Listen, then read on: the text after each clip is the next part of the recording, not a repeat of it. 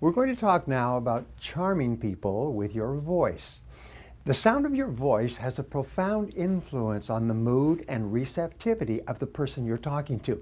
The mere tone of your voice accounts for fully 38% of your message. And if you're on the phone, it counts for almost 80% of your message, maybe even more. Now, who would you prefer to listen to? Someone with a high, shrill voice that pierces your ears and makes you wish you were somewhere else?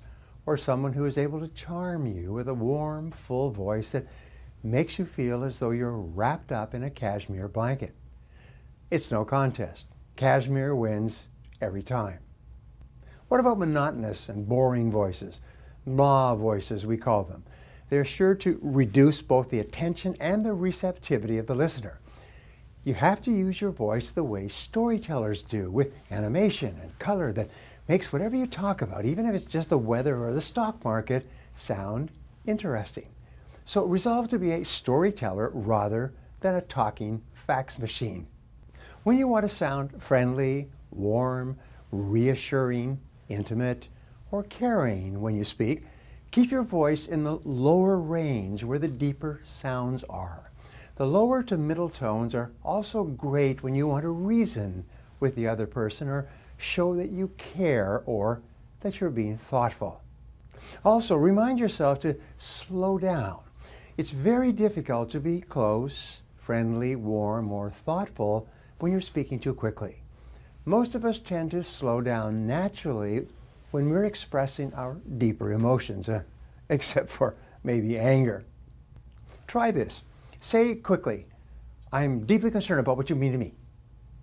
Now try it more slowly. "I'm deeply concerned about you. You mean a lot to me." It sounds much more sincere and real when you slow it down.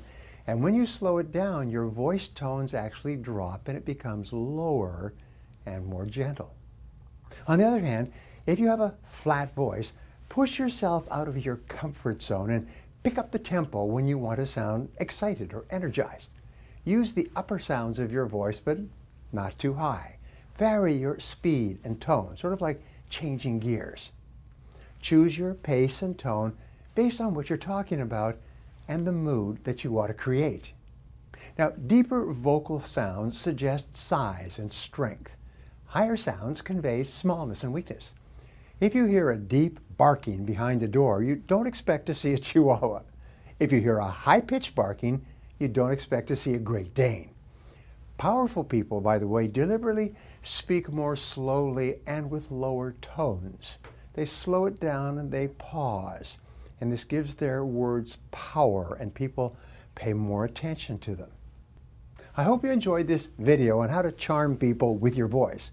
If you did, please subscribe to my channel by clicking on the button that appears on this screen.